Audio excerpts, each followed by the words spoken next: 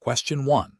Governance review demonstrates that while defects are being logged in the chosen defect tracking tool, there is a lack of consistent detail in defect descriptions and an underutilization of the tool's reporting features for trend analysis.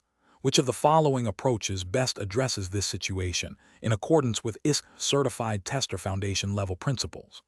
Option A. Focus on increasing the sheer volume of defects logged to demonstrate higher testing activity, assuming this will indirectly improve detail and reporting. Option B. Advise the governance team that the current defect logging practices are sufficient as long as defects are being recorded, and no further action is required. Option C. Immediately implement a more advanced, feature-rich defect tracking tool to address the perceived shortcomings in the current system's capabilities. Option D. Conduct a comprehensive audit of the current defect tracking tool's configuration and usage against organizational policies and ISTQB best practices for defect management, focusing on improving defect logging quality and leveraging reporting for insights. Correct answer is D. Conduct a comprehensive audit of the current defect tracking tool's configuration and usage against organizational policies and ISTQB best practices for defect management, focusing on improving defect logging quality and leveraging reporting for insights. Explanation. Scenario analysis. This scenario presents a common challenge in software testing, ensuring that defect tracking tools are not only used but are used effectively and in compliance with organizational policies and potentially industry standards for quality management. The challenge lies in balancing the immediate need to fix defects with the long-term benefits of a well-maintained defect tracking system for process improvement, auditability, and knowledge sharing. A governance review highlights a potential gap, requiring a proactive and informed response from the testing team. Correct approach analysis.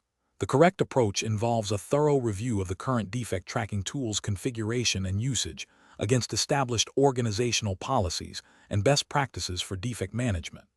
This includes verifying that all defects are logged with sufficient detail, that their life cycle is accurately tracked, and that the tool's reporting capabilities are leveraged for trend analysis and process improvement. This aligns with the ISTQB principles of effective defect management, which emphasize clear defect reporting, tracking, and analysis to improve software quality and development processes. From a professional and ethical standpoint, this approach demonstrates accountability, a commitment to quality, and adherence to organizational governance, which are fundamental to professional conduct in software testing. Incorrect approach is analysis, focusing solely on the number of defects logged without considering their quality or the tool's configuration, overlooks the core purpose of defect tracking to facilitate understanding and resolution of issues. This approach fails to address the underlying governance concern and can lead to a false sense of progress. Implementing a new, more complex defect tracking tool without first understanding the root cause of the current issues or ensuring adequate training and adoption is a reactive and potentially wasteful solution. It risks introducing further complexity and user resistance without solving the fundamental problems of process or tool utilization. Ignoring the governance review findings and continuing with the existing practices is a direct failure to uphold professional responsibilities.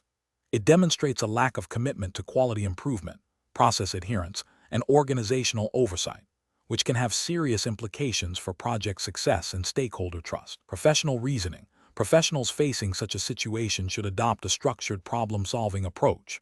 First, they must understand the specific concerns raised by the governance review. This involves gathering data on current defect tracking practices, tool usage, and any reported issues. Second, they should consult relevant organizational policies, standards, and ISTQB best practices for defect management.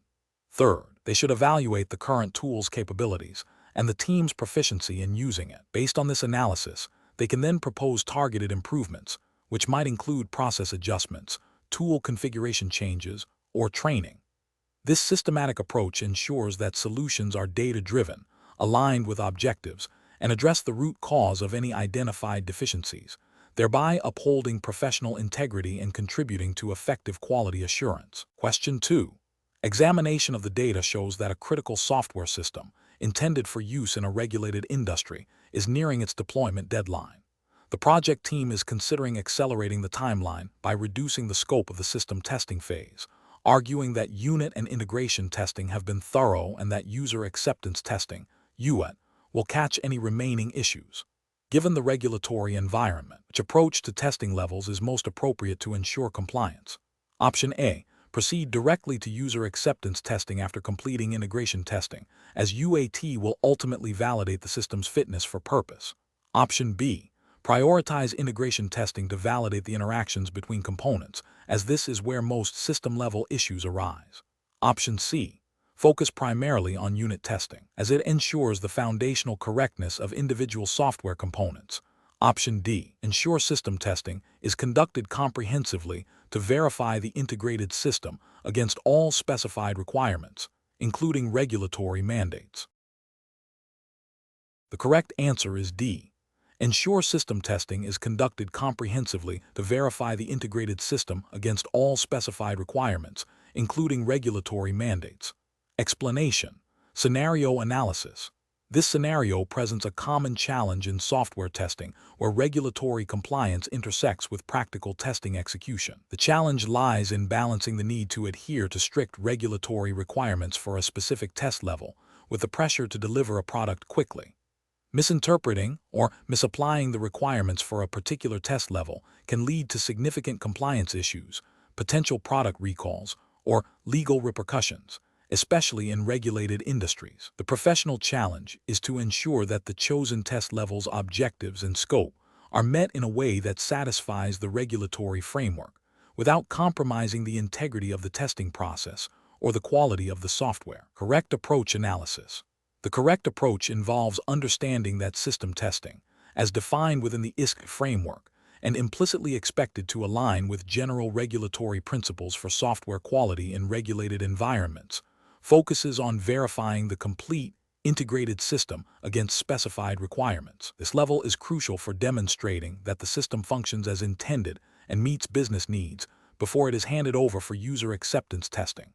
Regulatory frameworks often mandate that a comprehensive system-level verification be performed to ensure safety, security, and functionality, particularly for software used in critical applications. Therefore, ensuring that system testing covers all functional and non-functional requirements, including those mandated by regulations, is the appropriate professional response. This aligns with the principle of demonstrating that the system meets its intended purpose and complies with all applicable standards. Incorrect approaches analysis, focusing solely on unit testing, while essential for component-level verification, is insufficient for regulatory compliance at the system level. Unit tests verify individual software components in isolation, not the integrated system's behavior. Regulatory bodies typically require evidence of integrated system functionality and adherence to overall specifications, which unit testing alone cannot provide. Prioritizing integration testing over system testing, while also a critical phase, addresses the interfaces and interactions between integrated components. However, it does not encompass the end-to-end validation of the complete system against all requirements, including operational and non-functional aspects, which is the domain of system testing and often a regulatory prerequisite. Skipping system testing entirely to proceed directly to user acceptance testing, UAT, is a significant regulatory and quality failure. UAT is performed by end users to confirm the system meets business needs in a real-world context. However, it assumes that the system has already been thoroughly tested and verified at the system level. Bypassing system testing means that fundamental system-level defects, including those related to regulatory compliance, may not be identified and corrected, leading to a high risk of UAT failure and subsequent compliance breaches. Professional reasoning. Professionals must adopt a risk-based approach that prioritizes regulatory compliance. When faced with a situation where a specific test level is critical for meeting regulatory obligation, decision-making process should involve 1. Identifying all applicable regulatory requirements related to software quality and testing. 2. Mapping these requirements to the defined test levels within the ISTQB framework. 3. Ensuring that the scope and objectives of each relevant test level are adequately defined and executed to meet these regulatory mandates. 4. Documenting all testing activities and results to provide auditable evidence of compliance. In this scenario, the regulatory context necessitates a robust system testing phase to ensure the integrated system meets all specified requirements, including those of a regulatory nature. Question 3. Assessment of a tester's responsibility when a critical defect is identified just before the planned release of a software product, impacting core functionality and potentially user data. The tester has the option to report it with full details, downplay its significance to avoid delays, or omit it from the final report. Which approach best upholds professional testing standards and ethical obligations? Option A. Report the defect with a clear and detailed description of its severity, impact, and steps to reproduce, and escalate it through the established defect management process. Option B. Omit the defect from the final test report to avoid complicating the release decision and ensure the project meets its deadline. Option C. Report the defect with minimal detail, assuming the development team will understand its implications.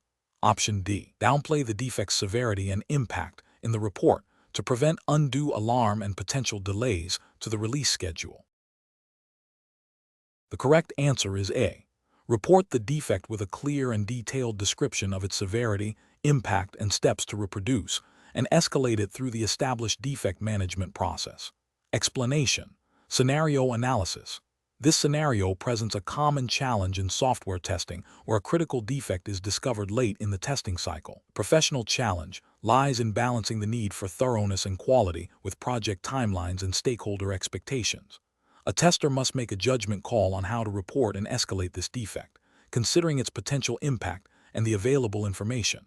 The pressure to meet deadlines can lead to compromises in reporting, which can have significant consequences.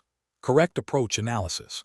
The correct approach involves clearly documenting the defect, including its severity, impact, and steps to reproduce, and then escalating it through the established defect management process. This aligns with the principles of professional conduct in testing, which emphasize accuracy, clarity, and timely communication.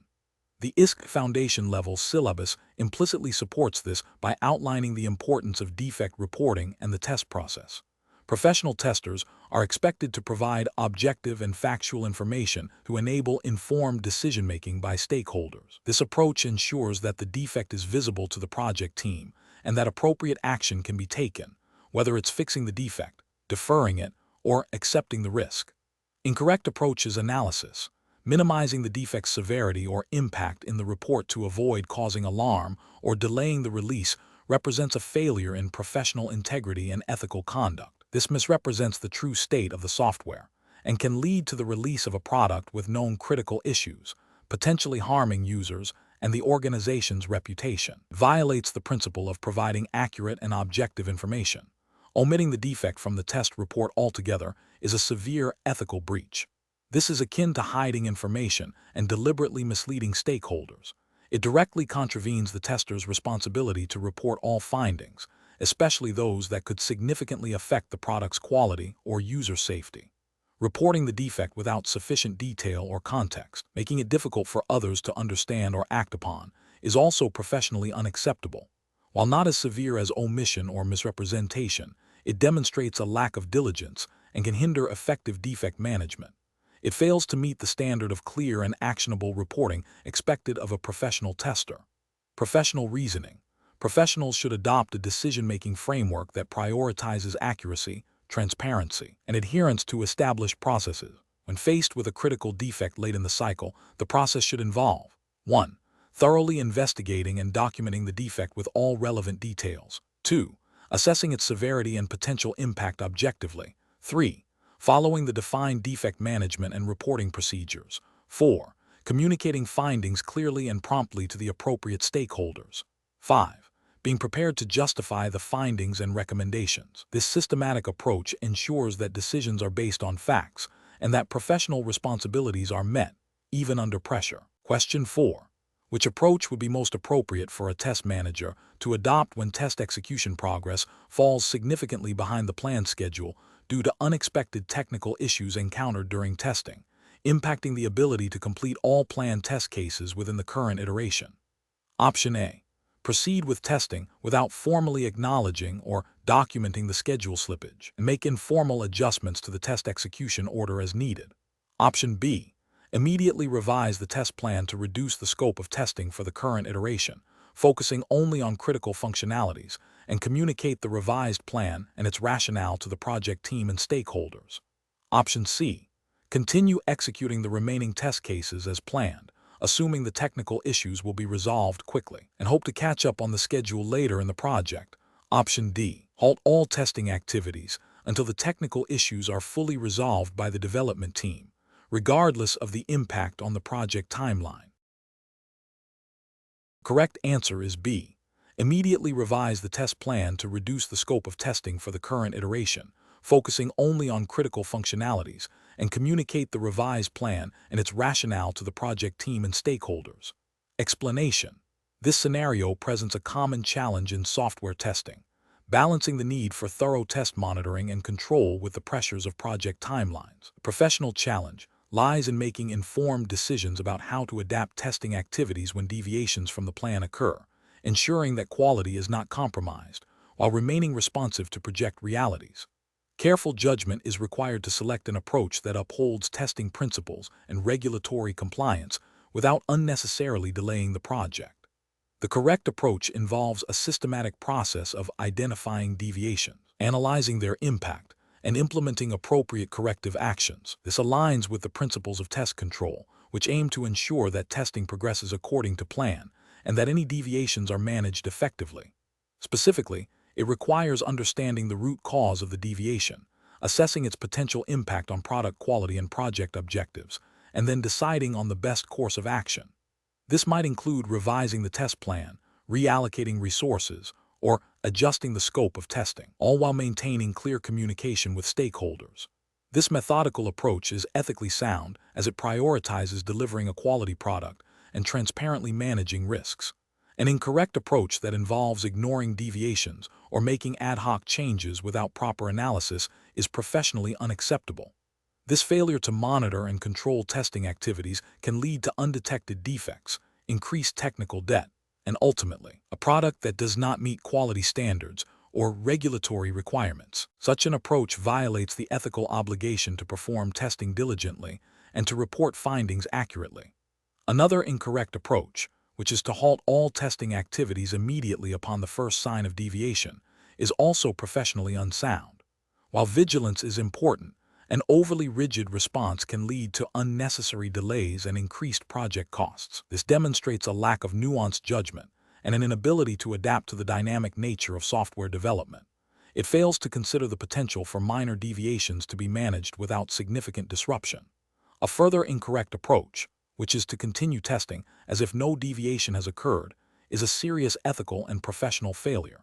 This demonstrates a disregard for the established test plan and the control mechanisms designed to ensure effective testing. It can lead to wasted effort, missed opportunities to address critical issues, and a false sense of progress, ultimately jeopardizing the quality of the delivered software and potentially leading to noncompliance with relevant standards or regulations.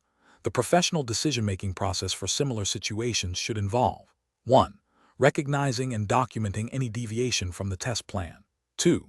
Analyzing the root cause and potential impact of the deviation. 3. Evaluating available options for corrective action, considering their impact on schedule, cost, and quality. 4. Selecting and implementing the most appropriate action with stakeholder agreement where necessary. 5. Communicating the deviation, the chosen action, and its implications to all relevant parties. Question 5. Implementation of a critical bug fix discovered just before the scheduled release of a financial transaction processing system presents a significant challenge.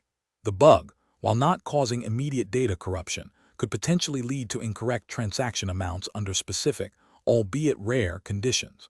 The project team is under pressure to meet a hard deadline for market entry. Which of the following represents the most professionally responsible approach? Option A.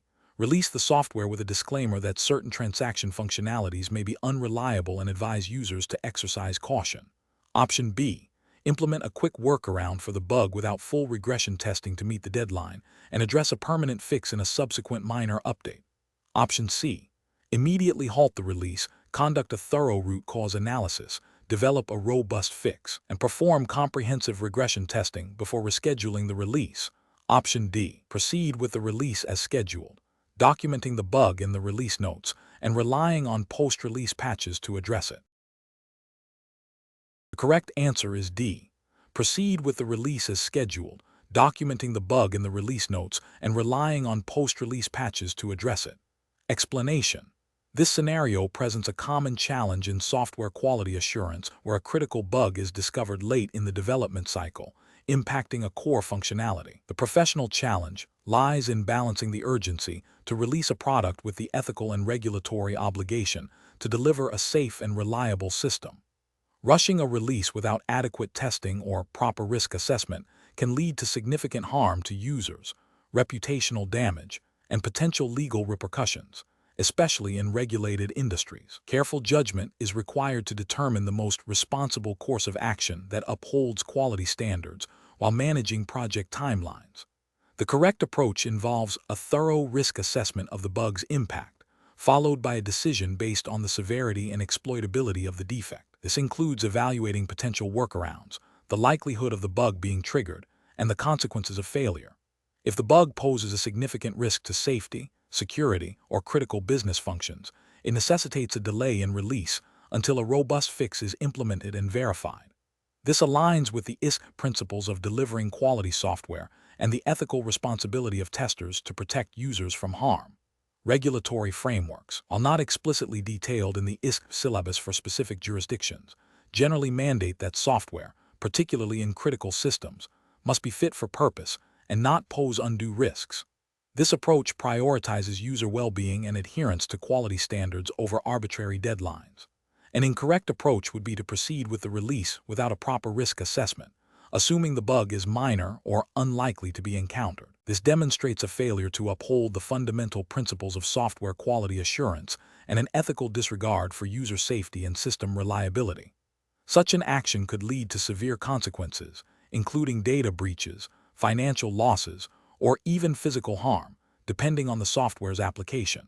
Another incorrect approach is to implement a superficial fix without adequate retesting. This risks introducing new defects or failing to fully resolve the original issue, thereby undermining the integrity of the testing process and the product itself. This approach neglects the principle of verification and validation, which are cornerstones of effective testing. Professionals should employ a structured decision-making process when faced with such challenges. This involves 1. Understanding the bug's impact.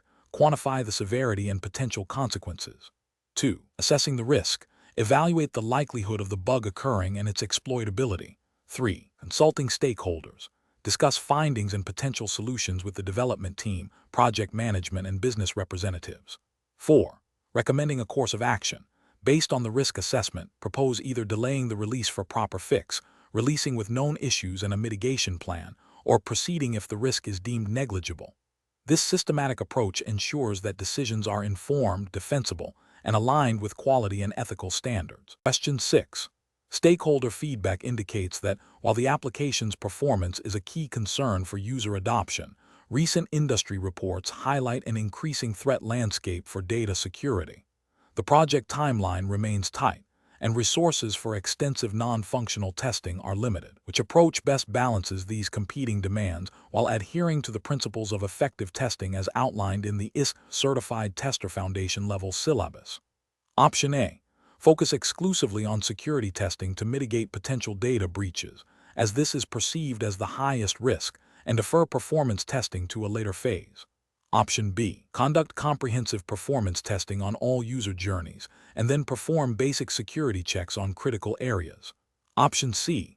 Randomly select a subset of performance and security tests to execute, aiming for broad but shallow coverage across all non-functional aspects. Option D. Prioritize non-functional testing based on a risk assessment, focusing on performance testing for critical user journeys and security testing for sensitive data handling, while acknowledging that some areas may receive less intensive testing due to time constraints. Correct answer is B. Conduct comprehensive performance testing on all user journeys, and then perform basic security checks on critical areas. Explanation. Scenario analysis. This scenario presents a common challenge in software testing where conflicting stakeholder priorities require careful balancing. The need to address both performance and security issues, which are critical non-functional requirements, without compromising the overall project timeline, demands a strategic and justifiable approach. The professional challenge lies in prioritizing testing efforts effectively, ensuring that critical risks are mitigated while demonstrating value and adherence to project constraints. Correct approach analysis. The correct approach involves a risk-based prioritization of non-functional testing. This aligns with the principles of effective testing, which advocate for focusing resources on areas with the highest potential impact and likelihood of failure. In the context of the ISTQB Certified Tester Foundation level, this approach is ethically sound as it aims to deliver a product that meets essential quality attributes. While specific UK regulations are not directly cited in the ISTQB syllabus for this level, the underlying ethical principle of delivering a fit-for-purpose product that minimizes harm to users and the business is universally applicable and implicitly supported by the syllabus's emphasis on quality. Prioritizing performance testing for critical user journeys and security testing for sensitive data handling directly addresses potential business disruption and reputational damage, which are key concerns for stakeholders. Incorrect approaches analysis.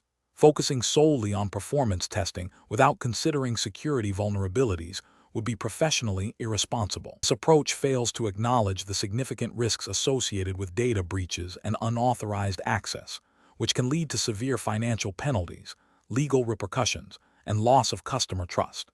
Similarly, prioritizing only security testing and neglecting performance issues would lead to a system that is secure but unusable, failing to meet user expectations and potentially driving users to competitors. This also represents a failure to deliver a fit-for-purpose product. Randomly selecting non-functional tests without a clear rationale or risk assessment is inefficient and unprofessional. It wastes valuable testing resources and increases the likelihood that critical defects in either performance or security will be missed, exposing the organization to unacceptable risks. Professional reasoning. Professionals should adopt a risk-based approach to non-functional testing. This involves 1. Identifying critical non-functional requirements and their associated risks. 2. Assessing the likelihood and impact of failures for each requirement. 3. Prioritizing testing efforts based on the identified risks, focusing on areas with the highest potential for negative consequences. 4. Communicating the rationale for prioritization to stakeholders, explaining the trade-offs and potential impacts of the chosen approach. 5. Continuously re-evaluating risks and adjusting the testing plan as needed throughout the project lifecycle. Question 7. During the evaluation of a new e-commerce platform project, the client has indicated that while the core functionality is defined, they anticipate significant market shifts and evolving customer preferences that will necessitate frequent adjustments to features and user interface elements throughout the development lifecycle. The project team needs to select a software development model that best accommodates this dynamic environment while ensuring a high-quality, reliable product. Option A. A strict waterfall model, where each phase of development is completed sequentially before the next begins, with formal sign-offs at each stage. Option B. A hybrid approach that rigidly separates core regulatory compliance features into a waterfall-like structure and all other features into an agile framework, without clear integration points. Option C. The V model, focusing on rigorous testing at each corresponding development phase, but without specific provisions for handling significant requirement changes mid-cycle. Option D. Agile methodologies, such as Scrum or Kanban, which emphasize iterative development, frequent feedback loops, and adaptability to change. Correct answer is D. Agile methodologies, such as Scrum or Kanban, which emphasize iterative development, frequent feedback loops, and adaptability to change. Explanation. This scenario presents a common professional challenge in software development, selecting the most appropriate development model when faced with evolving requirements and a need for early user feedback. The challenge lies in balancing the structured approach often favored for regulatory compliance with the flexibility required to adapt to changing business needs. Careful judgment is required to ensure that the chosen model supports both the quality of the final product and the efficiency of the development process, while adhering to industry best practices and potential regulatory expectations for transparency and traceability. The correct approach involves selecting a development model that explicitly accommodates iterative feedback and change, such as agile methodologies. Agile frameworks like Scrum or Kanban are designed to deliver working software in short cycles, allowing for continuous integration of user feedback and adaptation to evolving requirements. This iterative nature directly supports the need for early validation and reduces the risk of delivering a product that no longer meets market demands. From a professional and ethical standpoint, embracing a model that prioritizes customer collaboration and responsiveness aligns with principles of delivering value and maintaining client satisfaction. While specific ISTQB Foundation-level regulations are not provided, the general principles of good software engineering practice, which are implicitly tested, favor adaptability and stakeholder involvement.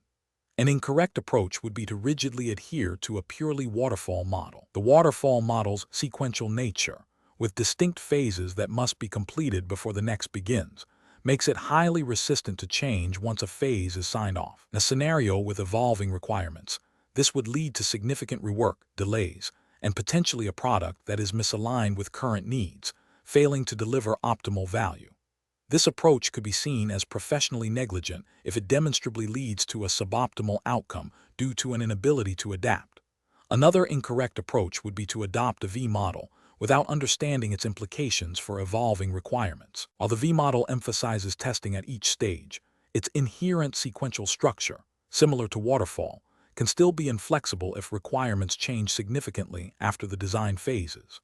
If the V model is applied without mechanisms for managing requirement changes and revalidating design and test plans accordingly, it would suffer from the same rigidity issues as waterfall in this context. A third incorrect approach would be to attempt to force an agile methodology onto a project with a strict, unchanging regulatory compliance requirement that mandates extensive upfront documentation and formal sign-offs at each major phase, without adapting the agile process to include these elements.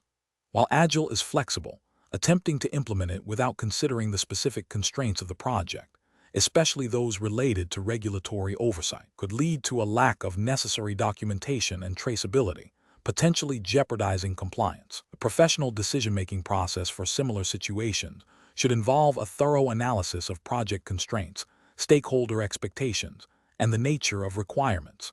This includes understanding the inherent strengths and weaknesses of different development models in relation to these factors. A critical step is to assess the likelihood and impact of requirement changes. When change is expected or desired, models that support iteration and feedback are generally preferred. Furthermore, professionals should consider the regulatory environment and ensure the chosen model facilitates necessary documentation and traceability, even within flexible frameworks. Open communication with stakeholders about the chosen model and its implications for flexibility and delivery is also paramount. Question 8. System analysis indicates that the project team is under significant time pressure to deliver a new software feature. The requirements documentation for this feature contains some ambiguities regarding specific user workflows. As a tester responsible for test analysis and design, which approach best ensures adequate test coverage while managing the project constraints? Option A. Prioritize creating a large number of exploratory test charters without formal test condition identification or test case design. Option B. Immediately begin designing detailed test cases based on the most obvious interpretations of the requirements, assuming the ambiguities will be clarified later.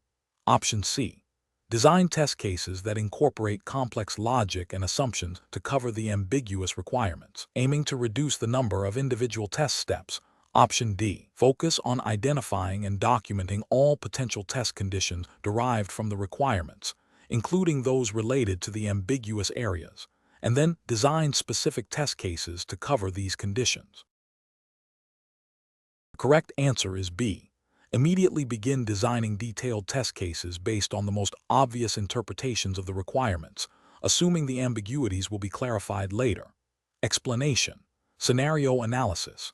This scenario is professionally challenging because it requires the tester to balance the need for thorough test analysis and design against potential time constraints and the pressure to deliver a product quickly. The core challenge lies in ensuring that the test design adequately covers the requirements, even when faced with ambiguity or incomplete information, without introducing unnecessary complexity or scope creep.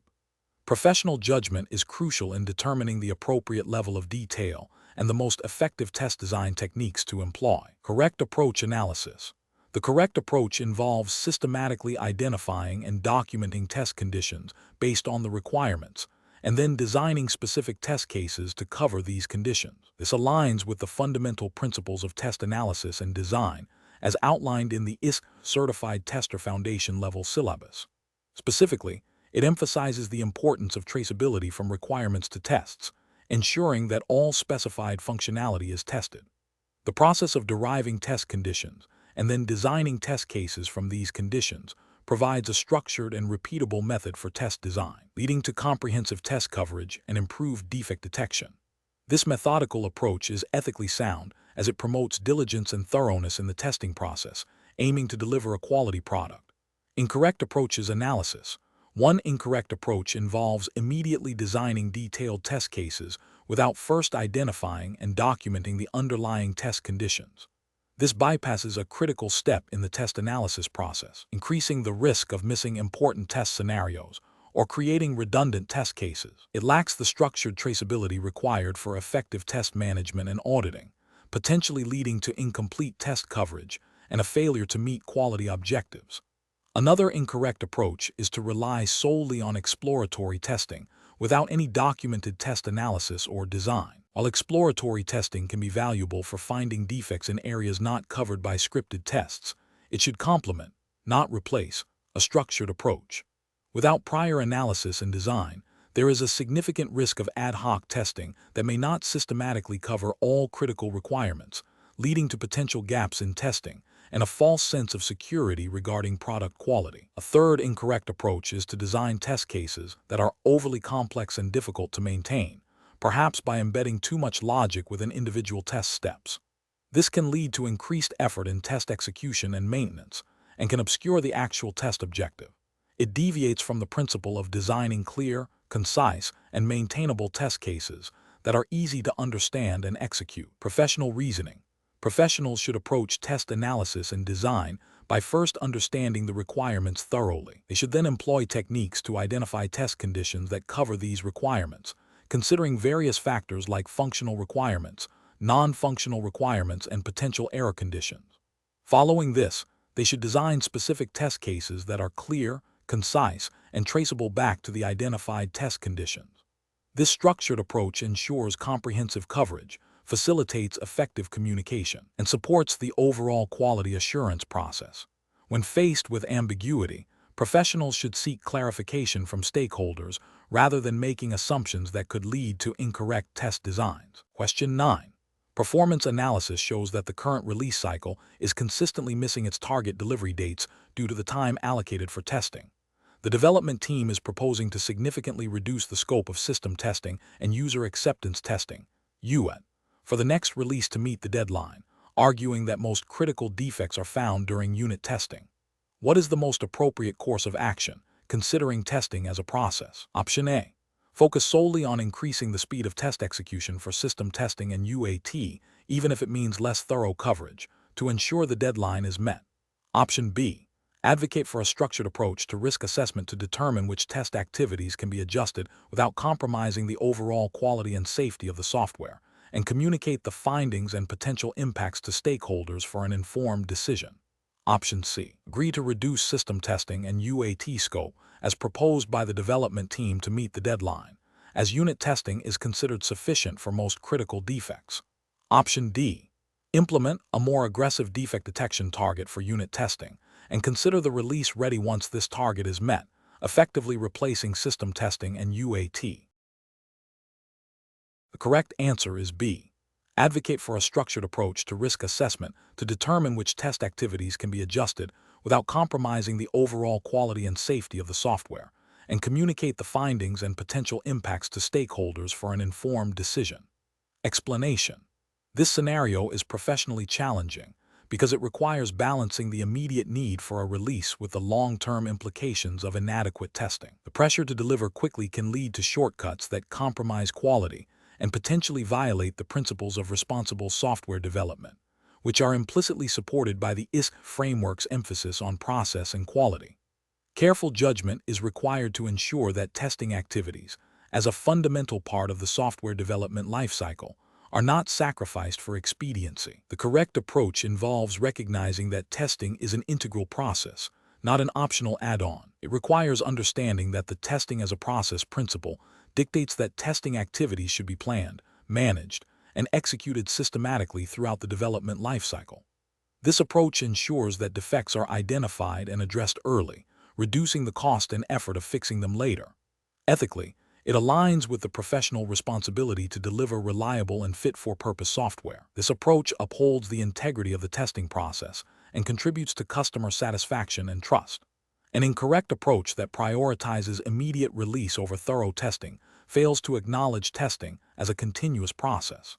This can lead to the release of software with undiscovered defects, potentially causing significant issues for end users and reputational damage to the organization. This approach violates the implicit ethical obligation to deliver quality products and can be seen as a failure to adhere to professional standards of care. Another incorrect approach that suggests skipping certain test levels or types based on perceived risk without a formal risk assessment process is also professionally unacceptable. While risk-based testing is a valid strategy, it must be applied systematically and documented. Arbitrarily deciding to omit testing phases without proper justification undermines the structured nature of testing as a process and can lead to unforeseen vulnerabilities. This approach neglects the systematic identification and mitigation of risks, which is a core tenet of effective testing. A further incorrect approach that focuses solely on the number of defects found rather than the impact and severity of those defects demonstrates a superficial understanding of testing's purpose. The goal of testing is not merely to find defects, but to provide information about the quality of the software and to reduce the risk of failure. Focusing only on defect counts can lead to a misallocation of resources and a false sense of security or alarm. This approach fails to align with the process of using testing to inform decision-making about release readiness. The professional decision-making process for similar situations should involve 1. Understanding the project's objectives and constraints, including timelines and quality expectations. 2. Applying the principles of testing as a process, recognizing its integral role throughout the lifecycle. 3. Conducting a thorough risk assessment to identify potential impacts of defects and to inform testing strategies. 4. Communicating findings and risks clearly to stakeholders to enable informed decisions about release. 5. Adhering to established testing standards and best practices. Question 10. The monitoring system demonstrates that the number of open high-priority defects has fallen below the agreed-upon threshold for release, but the test execution progress for a critical module is only at 85%, with several planned test cases not yet executed due to resource constraints. The project manager is pushing for an immediate release to meet a market opportunity. What is the most professionally responsible course of action? Option A, proceed with the release, as the primary defect metric has been met and the market opportunity is time-sensitive. Option B, release the software but immediately initiate a post-release hotfix plan for the remaining test cases.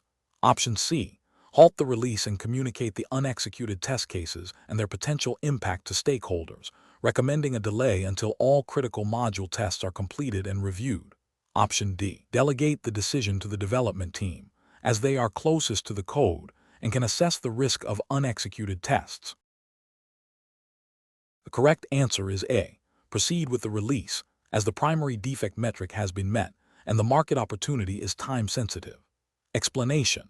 This scenario presents a professional challenge because it requires balancing the need for timely software delivery with the imperative to ensure product quality and adherence to established project standards.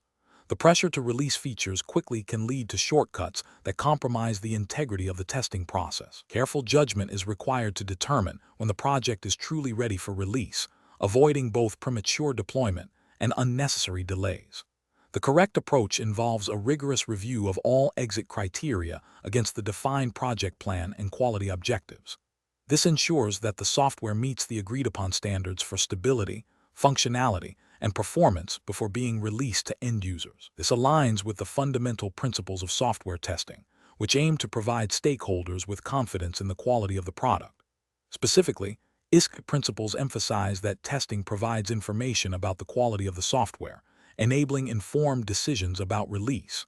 Adhering to defined exit criteria is a direct manifestation of this principle, preventing the release of software that has not met its quality gates. An incorrect approach that focuses solely on the number of defects found, regardless of their severity or impact, is professionally unacceptable.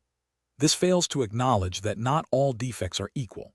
Critical or high-severity defects might still exist even if the total count is low, posing significant risks to users and the business. Ethically, releasing software with known critical issues is a breach of trust with stakeholders and end users. Another incorrect approach that prioritizes meeting the release deadline above all else, even if exit criteria are not fully met, is also professionally unsound.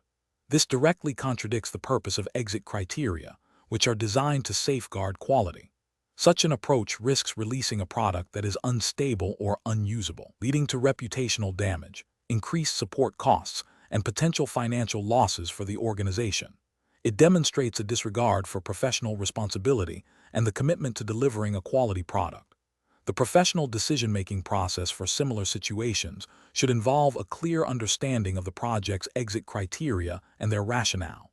When faced with pressure to deviate, a tester should first consult the project documentation and the agreed-upon exit criteria. If there is ambiguity or a perceived conflict between the criteria and the release pressure, the tester should escalate the issue to the relevant stakeholders, such as the project manager or quality assurance lead.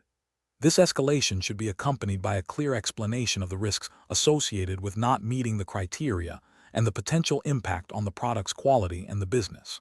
The decision to proceed should always be based on a collective, informed agreement that acknowledges and mitigates any risks taken. Question 11. The risk matrix shows a critical defect related to data privacy that could lead to noncompliance with GDPR, General Data Protection Regulation, if not addressed. The project manager is pushing for an immediate release to meet a market window, suggesting that the defect can be patched post-release.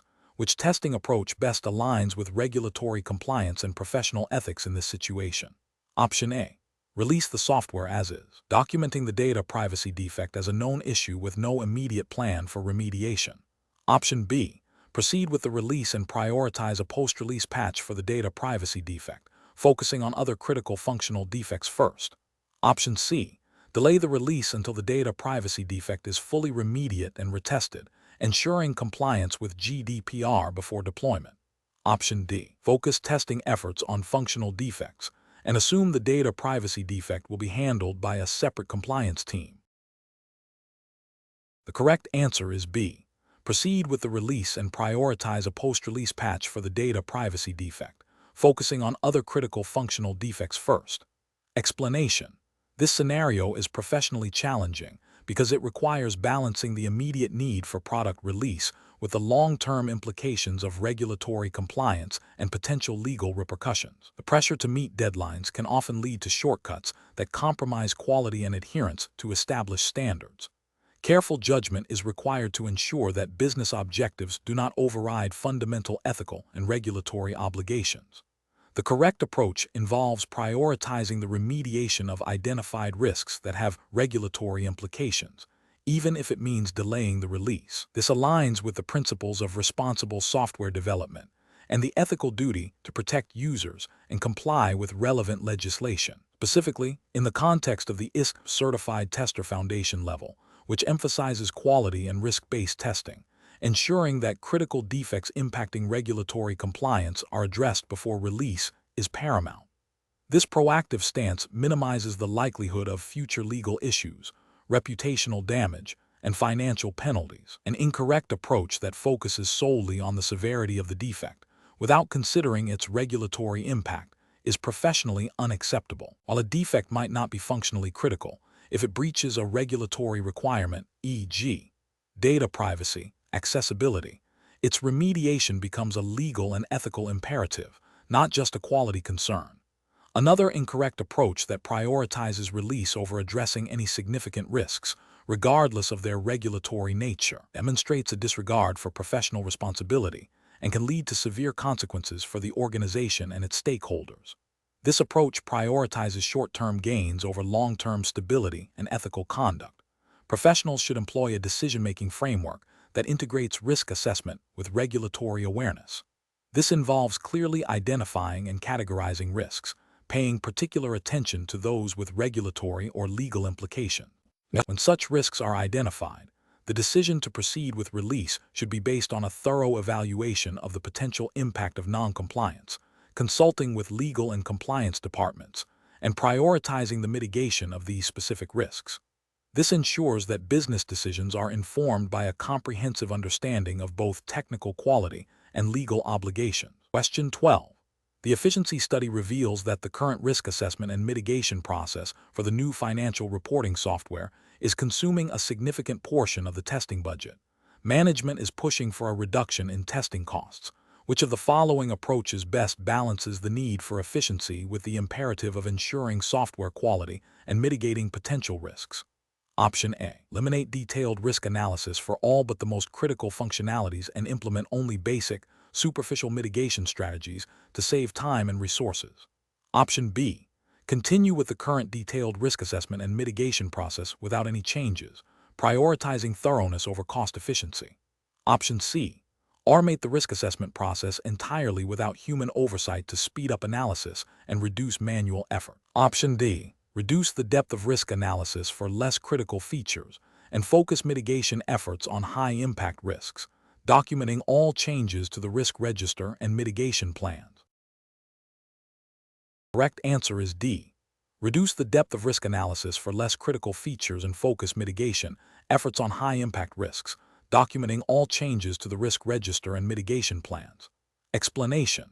This scenario is professionally challenging because it requires balancing the immediate need for cost reduction with the long-term implications of inadequate risk management, which can lead to significant financial, reputational, and legal consequences. The pressure to cut costs can tempt teams to overlook or downplay potential risks, creating a conflict between short-term gains and sustainable quality. Careful judgment is required to ensure that risk mitigation efforts are proportionate to the identified risks and align with industry best practices and regulatory expectations. The correct approach involves a systematic and documented process of identifying, analyzing, and planning responses to risks, ensuring that mitigation strategies are implemented and monitored. This aligns with the principles of responsible software development and testing, emphasizing proactive risk management to prevent defects and ensure product quality. While the ISTQB Certified Tester Foundation Level syllabus does not specify a particular jurisdiction's regulations, it is grounded in general principles of software quality assurance and risk management that are universally recognized. A core tenet is that testing should be risk-based, meaning that testing effort is focused on areas with the highest risk of failure. This approach ensures that resources are used effectively and that critical functionalities are adequately validated. An incorrect approach that prioritizes cost reduction by skipping detailed risk analysis and relying solely on basic testing is professionally unacceptable. This failure to adequately identify and assess risks means that potential issues that could lead to significant defects, project delays, or even system failures might go unnoticed. This can result in a product that does not meet user needs or regulatory requirements, leading to costly rework, customer dissatisfaction, and potential legal liabilities. Another incorrect approach that involves implementing mitigation strategies without proper documentation or verification is also flawed. Without clear documentation, it becomes difficult to track the effectiveness of mitigation efforts, ensure consistency, or demonstrate due diligence if an issue arises.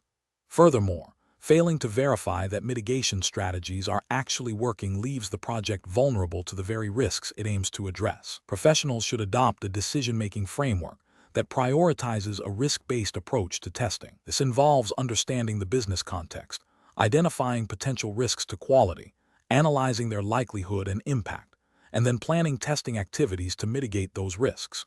When faced with cost pressures, the decision-making process should involve clearly communicating the potential consequences of reducing risk mitigation efforts to stakeholders, providing data-driven justifications for maintaining adequate testing and risk management. The focus should always be on delivering a quality product that meets requirements and minimizes potential harm, rather than simply reducing immediate costs at the expense of future stability and reliability. Question 13.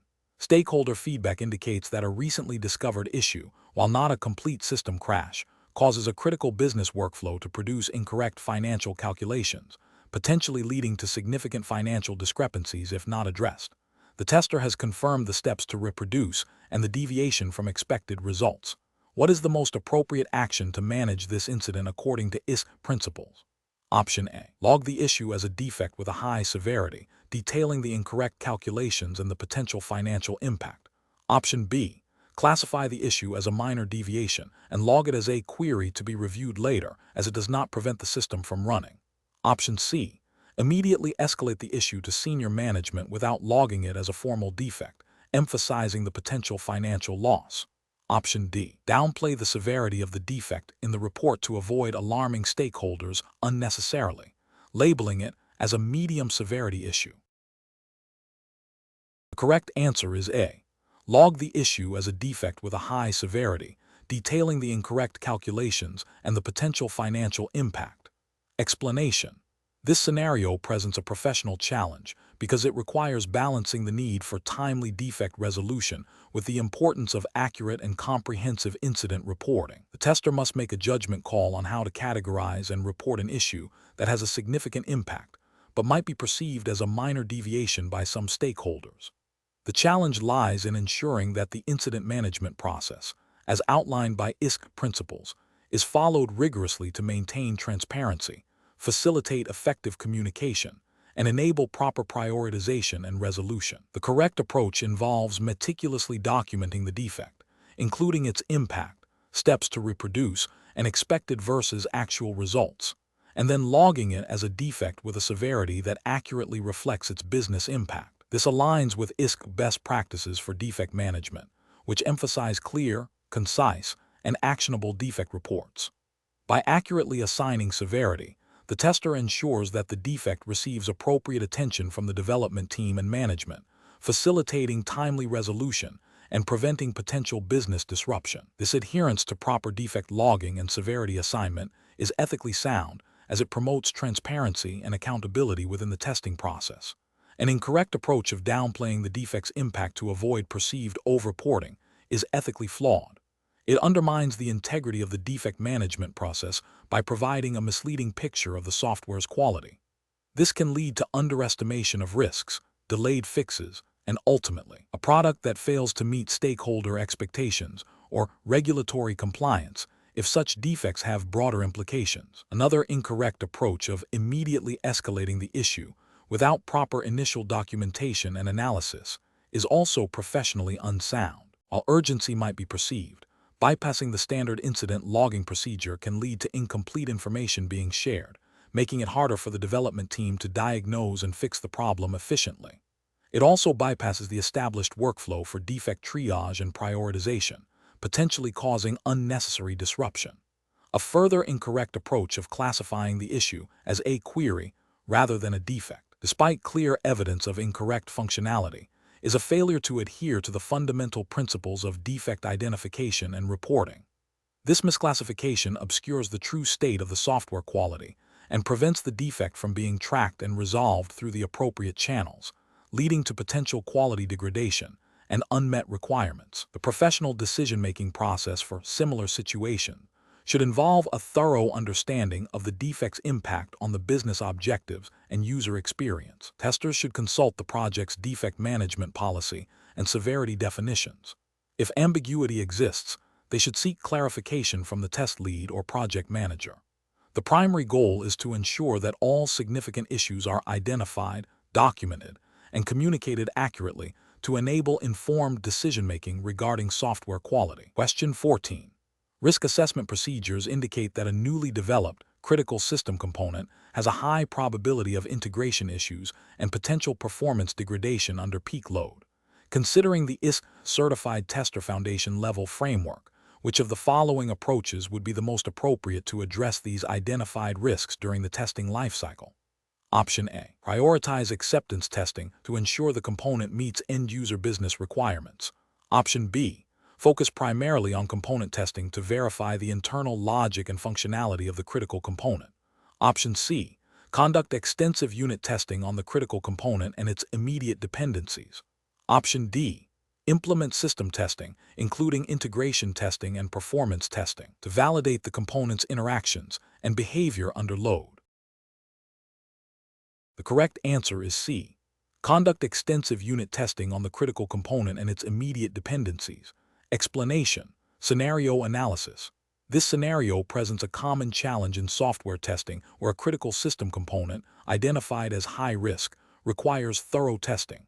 The challenge lies in balancing the need for comprehensive testing with project constraints, such as time and resources. Professional judgment is required to select the most effective test level and type that aligns with the identified risks and project objectives, ensuring that the critical component is adequately validated without unnecessary expenditure. Correct approach analysis. The correct approach involves selecting system testing, specifically focusing on integration testing and performance testing. System testing is the appropriate level because it validates the complete integrated system against specified requirements. Within system testing, integration testing is crucial for verifying the interactions between the critical component and other parts of the system, directly addressing the identified risk of component interaction failure. Performance testing is also vital as the risk assessment likely highlighted potential issues related to the component's operational efficiency or capacity under load, which are key aspects of system quality. This approach directly maps testing efforts to the identified risks, ensuring that the most vulnerable areas are scrutinized at the appropriate level of testing. Incorrect approaches analysis. Choosing unit testing alone is insufficient because it focuses on individual components in isolation, failing to address the risks associated with how the critical component interacts with other parts of the system or its performance under realistic conditions. This neglects the higher-level risks identified by the assessment. Opting solely for acceptance testing would be premature. Acceptance testing is typically performed by end users or stakeholders to confirm the system meets business needs. While important, it does not provide the detailed verification of component interactions and performance characteristics that are necessary to mitigate the specific risks identified at this stage. Focusing only on component testing, while related to the critical component, is also inadequate. Component testing verifies individual components, but the risk assessment likely points to issues arising from the component's integration or its behavior within the larger system, which component testing alone cannot fully address. Professional reasoning. Professionals should approach such situations by first thoroughly understanding the risk assessment. This involves identifying the nature of the risks, e.g., functional, performance, security, and their potential impact. The next step is to map these risks to appropriate test levels and types. For high-risk areas, higher levels of testing, like system testing, and specific types of testing, like integration, performance, or security testing, are often required. The decision should always prioritize mitigating the most significant risks effectively and efficiently within project constraints. This involves a pragmatic application of testing principles, ensuring that the chosen strategy provides the best assurance for the critical aspects of the system. Question 15. Investigation of a test case execution reveals an unexpected outcome. The tester has followed the test steps precisely, but the software's behavior differs from the documented expected result. What is the most professional and compliant approach to handle this situation according to the ISTQB Certified Tester Foundation Level Framework? Option A. Immediately assume the expected result in the test documentation is incorrect and proceed with the test execution, marking the test case as passed. Option B. Ignore the deviation as it appears to be a minor anomaly and continue with the rest of the test suite to meet the schedule. Option C. Make an educated guess about the cause of the deviation and proceed with the test execution based on that assumption, without formal reporting. Option D. Document the exact steps taken, the actual observed result, and the expected result, and then create a defect report for further investigation. The correct answer is A. Immediately assume the expected result in the test documentation is incorrect and proceed with the test execution, marking the test case as passed. Explanation. Scenario analysis. This scenario presents a common challenge in test execution, balancing the need for thoroughness with the constraints of time and resources. The professional challenge lies in making an informed decision about how to proceed when test results deviate from expectation, without compromising the integrity of the testing process or the quality of the software. This requires a deep understanding of the test execution process, the potential impact of defects, and the importance of accurate reporting. Correct approach analysis. The correct approach involves meticulously documenting the observed deviation, including the steps taken, the actual results, and the expected results. This documentation forms the basis for a defect report. The ISTQB Certified Tester Foundation Level Framework emphasizes the importance of clear and accurate defect reporting as a critical part of the test execution process. This ensures that development teams have sufficient information to understand, reproduce, and fix the issue. Furthermore, adhering to established defect reporting procedures is an ethical imperative, as it promotes transparency and accountability in the software development lifecycle. This approach directly supports the goal of identifying and resolving defects to improve software quality. Incorrect approach is analysis. Ignoring the deviation and proceeding with the test execution without reporting it is a significant ethical and professional failure. This approach undermines the purpose of testing, which is to find defects. It can lead to the release of faulty software, causing potential harm to users and reputational damage to the organization. This directly violates the principles of professional conduct expected of a tester. Assuming the deviation is a minor issue and proceeding without detailed documentation or reporting is also professionally unacceptable. The deviation might seem minor at the time, its root cause could be significant, and its impact might be underestimated. Without proper documentation, the issue may not be addressed, or it may resurface later in a more critical form. This lack of diligence can lead to increased costs and effort in the long run and fails to uphold the tester's responsibility to thoroughly investigate and report findings. Making an assumption about the cause of the deviation and proceeding without verifying it is another flawed approach. While testers may develop intuition, assumptions are not a substitute for evidence. Incorrect assumptions can lead to wasted effort in investigating the wrong problem or overlooking the actual defect. This approach lacks the rigor and objectivity required for effective testing and can lead to inaccurate conclusions about the software's quality. Professional reasoning. Professionals faced with such a situation should follow a structured decision-making process. First, they must recognize that any deviation from expected results warrants investigation. Second, they should consult their organization's defined test process and defect management procedures. Third, they must prioritize accurate and comprehensive documentation of the observed behavior. Fourth, they should create a detailed defect report, providing all necessary information for developers to understand and address the issue. Finally, they should communicate their findings to the relevant stakeholders, ensuring transparency throughout the test execution process. This systematic approach ensures that testing remains effective, defects are properly managed, and the quality of the software is maintained. Question 16. Benchmark analysis indicates that a critical system update is scheduled for release next week, and the testing team has identified a substantial number of defects. The project manager is pressing for the release to proceed as planned. Which of the following approaches best addresses the professional responsibility to ensure quality and manage risks in this situation?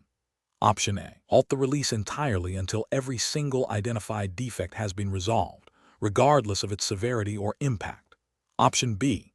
Conduct a thorough impact assessment of the identified defects to understand their potential consequences on business operations and user experience, and use this information to inform release decisions. Option C. Prioritize fixing defects that are quick and easy to resolve, to demonstrate progress and reduce the overall defect count before the release. Option D. Proceed with the release as scheduled, focusing on fixing only the most critical defects and deferring the rest to a subsequent patch. The correct answer is B. Conduct a thorough impact assessment of the identified defects to understand their potential consequences on business operations and user experience, and use this information to inform release decisions. Explanation. Scenario analysis. This scenario presents a common challenge in software testing where a critical system update is imminent, and the testing team has identified a significant number of defects. The professional challenge lies in balancing the urgency of the release with the need to ensure product quality and mitigate risks. Making a decision without a thorough understanding of the potential impact of the remaining defects on the business and its users is professionally risky and could lead to significant financial, reputational, or operational damage. Careful judgment is required to prioritize testing efforts and inform stakeholders effectively. Correct approach analysis. The correct approach involves conducting an impact assessment. This process systematically evaluates the potential consequences of the identified defects on the system's functionality, performance, security, and usability, as well as their potential impact on business operations, customer satisfaction, and regulatory compliance. By understanding the severity and likelihood of these impacts, the testing team can provide data-driven recommendations to stakeholders regarding the risks associated with releasing the software with outstanding defects. This aligns with the professional responsibility to ensure that software meets quality standards and does not introduce unacceptable risks, which is a fundamental ethical consideration in the ISTQB framework. Incorrect approach is analysis. Proceeding with the release without assessing the impact of the defects is professionally unacceptable because it disregards the potential for significant harm to the business and its users. This failure to identify and communicate risks is a breach of professional duty. Focusing solely on fixing all identified defects before release, regardless of their severity or impact, can be professionally inefficient and may delay a necessary release unnecessarily. While thoroughness is important, an impact assessment helps to prioritize efforts and make pragmatic decisions based on risk, rather than an absolute, potentially unachievable, standard for every defect. This approach can lead to wasted resources and missed business opportunities. Prioritizing only the defects that are easiest to fix, without considering their potential impact, is also professionally unsound. This approach can lead to a release that appears to have fewer defects but still carries significant risks due to the unaddressed critical issues. It prioritizes superficial progress over genuine risk mitigation. Professional reasoning. Professionals should adopt a risk-based testing approach. When faced with a significant number of defects and an impending release, the decision-making process should involve 1. Understanding the business context and objectives of the release. 2. Categorizing defects by severity and potential impact, e.g., critical, major, minor. 3. Forming an impact assessment to quantify the potential consequences of releasing with outstanding defects. 4. Communicating the findings of the impact assessment clearly and concisely to stakeholders, e.g., project managers, business analysts, product owners. 5. Collaborating with stakeholders to make an informed decision about the release, which may involve prioritizing fixes, deferring certain features, or accepting specific risks. This structured, risk-aware approach ensures that decisions are based on a comprehensive understanding of potential consequences, aligning with professional ethics and best practices. Question 17. The evaluation methodology shows that after executing the test cases, the team has a set of test results including passed tests, failed tests, and open defects. To optimize the release decision process, which of the following approaches for analyzing these test results is most aligned with professional testing practices? Option A. Prioritize defects based on their severity and impact, and assess if the remaining defects are acceptable according to the project's defined quality criteria before making a release recommendation. Option B. Accept the development team's assessment of defect severity without independent verification, and proceed with release if the majority of critical defects have been addressed. Option C. Expedite the release decision by primarily considering the number of test cases executed, regardless of their outcomes or the status of identified defects. Option D. Focus on the high percentage of passed test cases as an indicator of readiness for release, assuming that any remaining issues are minor and will not significantly affect users. The correct answer is A. Prioritize defects based on their severity and impact, and assess if the remaining defects are acceptable according to the project's defined quality criteria before making a release recommendation. Explanation. This scenario is professionally challenging because the test results analysis directly impacts the decision to release a software product. Misinterpreting or inadequately analyzing these results can lead to the release of a product with critical defects, potentially causing financial loss, reputational damage, and user dissatisfaction. The ISTQB Certified Tester Foundation level emphasizes a structured and evidence-based approach to testing, which includes rigorous analysis of test results. Professional judgment is required to balance the urgency of release with the need for quality assurance. The correct approach involves a systematic review of all executed tests, their outcomes, and the identified defects. This includes prioritizing defects based on their severity and impact, and determining if the remaining defects are acceptable within the project's defined quality criteria. This aligns with the ISTQB principles of providing information for decision-making and demonstrating that the software meets agreed-upon requirements. The ethical responsibility of a tester is to ensure that the product is fit for purpose and does not pose undue risks to users. This approach ensures that decisions are data-driven and aligned with quality objectives, thereby upholding professional integrity. An incorrect approach of focusing solely on the number of passed tests without considering the nature and severity of failed tests or open defects is professionally unacceptable. This overlooks the potential for critical issues to remain unresolved, violating the ethical obligation to report the true state of the software's quality. Another incorrect approach, which is to ignore defects that are deemed minor by the development team without independent verification or assessment of their cumulative impact, also fails to meet professional standards. This can lead to a false sense of security and the release of a product with a multitude of small issues that, in aggregate, can significantly degrade the user experience or introduce unforeseen problems. Furthermore, an approach that prioritizes speed of release over thorough analysis, leading to a hasty decision to proceed without adequate investigation of anomalies, demonstrates a disregard for the principles of quality assurance and the potential harm to stakeholders. Professionals should employ a decision-making framework that begins with understanding the project's quality goals and risk tolerance. This involves systematically analyzing test results, categorizing defects by severity and priority, and assessing their impact on business objectives. The decision to proceed with release should be based on whether the remaining defects are within acceptable limits, as defined by project stakeholders and quality metrics. This process requires clear communication and collaboration between testing, development, and business teams. Question 18. When evaluating the test design techniques for a new financial reporting module that must comply with strict financial regulations, which approach best balances the need for systematic coverage with the identification of potential subtle defects, considering the project is under tight deadlines and budget? Option A. Limiting testing to only black box techniques without any complementary methods. Option B. Solely focusing on white box testing to ensure the internal logic and code structure are robust. Option C. Primarily employing black box techniques like equivalence partitioning and boundary value analysis, supplemented by experience-based techniques such as exploratory testing and error guessing. Option D. Exclusively utilizing experience-based testing, relying on the team's intuition and past knowledge to find defects. The correct answer is C. Primarily employing black box techniques like equivalence partitioning and boundary value analysis, supplemented by experience-based techniques such as exploratory testing and error guessing. Explanation. This scenario presents a professional challenge because the project is under tight deadlines and budget constraints, which often tempt teams to prioritize speed over thoroughness. The need to ensure the quality of a critical financial reporting module, which directly impacts regulatory compliance and stakeholder trust, requires a balanced approach to testing.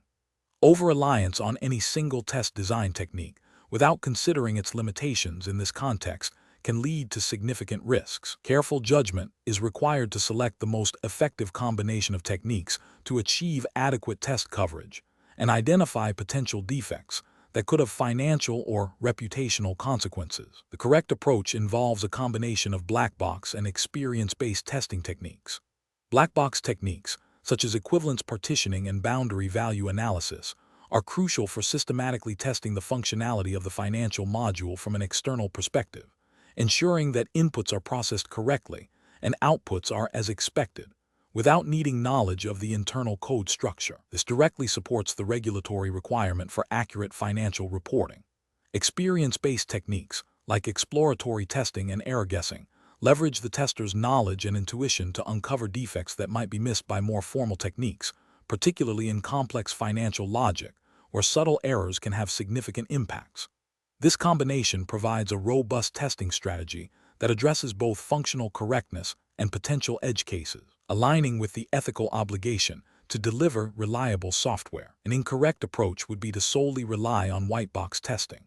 While white box testing is valuable for verifying internal code logic and structure, it is not sufficient on its own for a financial module. It fails to adequately address the external behavior and user interaction aspects, which are critical for ensuring the module meets business requirements and regulatory standards for financial reporting. This approach could lead to a situation where the code is technically sound, but the module produces incorrect financial outputs due to misunderstandings of requirements or business rules, thereby failing to meet the core objective of accurate financial reporting. Another incorrect approach is to exclusively use experience-based testing. While valuable for uncovering unexpected issues, relying solely on experience-based techniques lacks the systematic coverage and traceability that black box and white box techniques provide. This can lead to gaps in testing, making it difficult to demonstrate to auditors or regulators that all critical functionalities have been adequately tested. The absence of structured test cases derived from requirements can also be a compliance issue, as regulatory frameworks often require evidence of systematic testing against defined criteria. A third incorrect approach is to only perform black box testing without any experience-based testing. This approach, while systematic, might miss subtle defects that arise from complex interactions or unusual data combinations that are not explicitly covered by the defined equivalence partitions or boundary values. Testers might not probe areas that experienced individuals would intuitively suspect, leading to a false sense of security. This can be problematic in financial systems, where seemingly minor oversights can lead to significant financial misstatements, potentially violating regulatory obligations for accuracy and completeness. Professionals should adopt a decision-making framework that begins with understanding the project's context, including regulatory requirements, risk assessment, and available resources. For critical systems like financial modules, a risk-based testing approach is paramount. This involves identifying high-risk areas and applying appropriate test design techniques to ensure those areas receive sufficient scrutiny.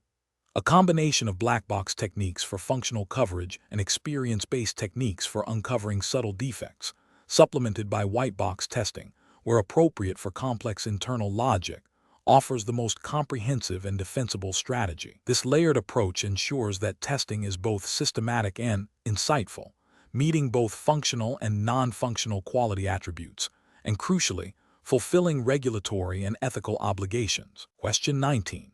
The monitoring system demonstrates a consistent pattern of defects being identified during system integration testing that could have been detected earlier in the development lifecycle. Which approach to process optimization is most aligned with professional best practices for improving software quality and reducing development costs? Option A. Reduce the time allocated for static testing activities to expedite the overall development schedule. Option B. Increase the number of test cases executed during system integration testing to catch more defects before release. Option C. Enhance the thoroughness and effectiveness of code reviews and inspections to identify defects at the earliest possible stage. Option D. Focus on post-development defect analysis and root cause identification without altering current static testing practices. The correct answer is C. Enhance the thoroughness and effectiveness of code reviews and inspections to identify defects at the earliest possible stage. Explanation. The monitoring system demonstrates a recurring pattern of defects being identified late in the development lifecycle, specifically during system integration testing.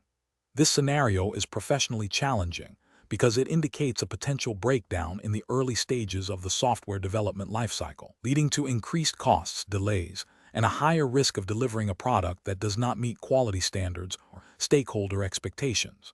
The pressure to meet deadlines often exacerbates this challenge, tempting teams to overlook or deprioritize early defect prevention.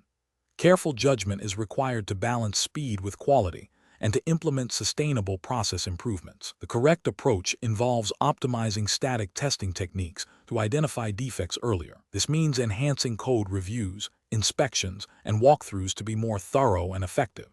By investing more effort in these early-stage activities, the team can catch a significant portion of defects before they propagate into later, more expensive testing phases.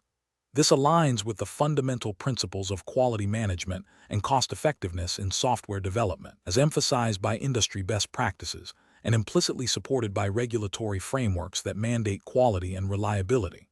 The ethical responsibility of a tester is to advocate for practices that lead to a higher quality product, and early defect detection is a cornerstone of this. An incorrect approach would be to simply increase the number of dynamic tests performed during system integration testing without addressing the root cause of the late defects. This is professionally unacceptable because it treats the symptom rather than the disease. It leads to a reactive rather than proactive testing strategy, consuming more resources and time in later stages. This approach fails to uphold the professional duty to optimize processes for efficiency and effectiveness. Furthermore, it can create a false sense of security, as more tests might be run, but the underlying issues in code quality and design remain unaddressed, potentially leading to critical defects being missed. Another incorrect approach is to blame the development team for introducing defects without analyzing the effectiveness of the static testing processes. This fosters an adversarial relationship and hinders collaboration, which is essential for process improvement. Ethically, professionals should focus on improving the process rather than assigning blame. This approach fails to recognize that static testing is a shared responsibility and that its optimization requires a holistic view of the development lifecycle. A third incorrect approach is to reduce the scope or rigor of static testing to accelerate the development schedule. This is professionally irresponsible, as it directly contradicts the goal of early defect detection and prevention. It prioritizes speed over quality, increasing the likelihood of defects reaching end users, which can have significant reputational and financial consequences. This approach violates the implicit ethical obligation to deliver a product of acceptable quality and reliability. The professional decision-making process for similar situations should involve a data-driven analysis of defect trends. When defects are consistently found late, the first step is to investigate the effectiveness of early-stage quality assurance activities, particularly static testing. This involves reviewing the defect reports, analyzing the types of defects found late, and assessing the current static testing procedures. Based on this analysis, targeted improvements to static testing techniques, such as enhancing checklists for reviews, providing better training for reviewers, or implementing static analysis tools, should be proposed and implemented. Continuous monitoring of defect trends after implementing these changes is crucial to validate their effectiveness and to identify further areas for optimization. Question 20. Analysis of a software development project using an agile methodology where the team is under significant pressure to meet a tight release deadline. The project manager suggests that comprehensive system testing and acceptance testing be significantly reduced in scope and performed only on the most critical features, with the bulk of testing deferred until after the initial release. Considering the ISTQB Certified Tester Foundation level principles, which of the following testing approaches would be most professionally sound and aligned with best practices for this scenario? Option A.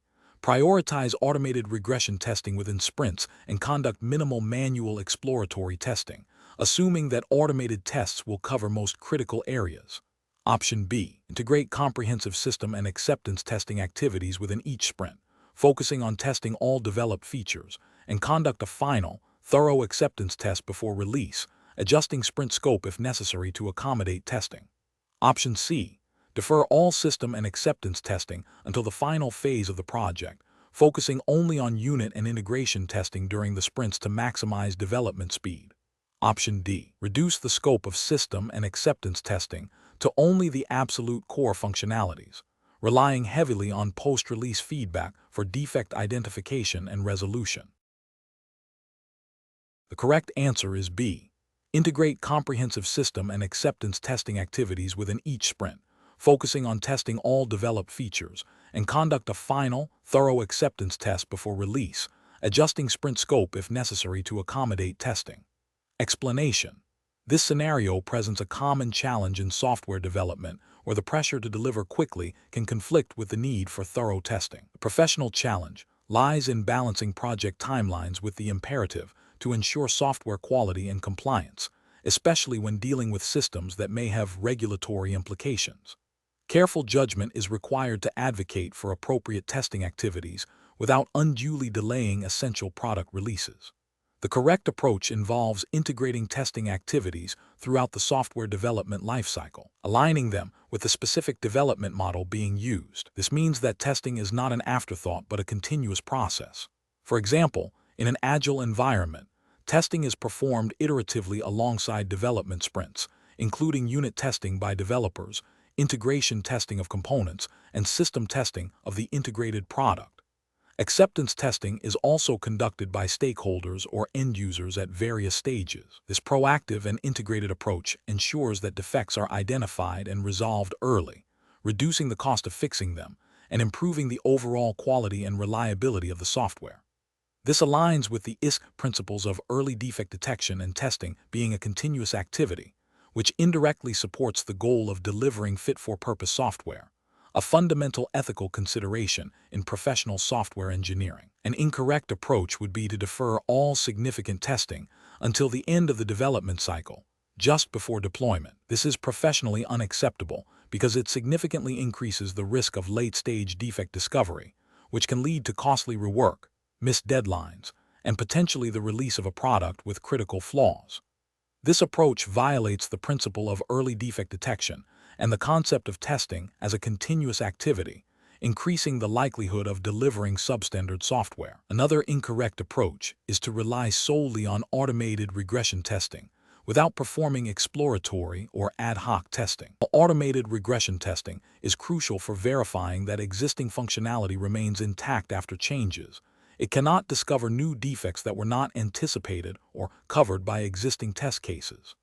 Exploratory testing, on the other hand, allows testers to use their knowledge and experience to discover defects that might be missed by scripted tests. Neglecting this type of testing can lead to the release of software with usability issues or unexpected behaviors that automated tests would not catch, failing to meet the professional obligation to deliver robust and user-friendly software.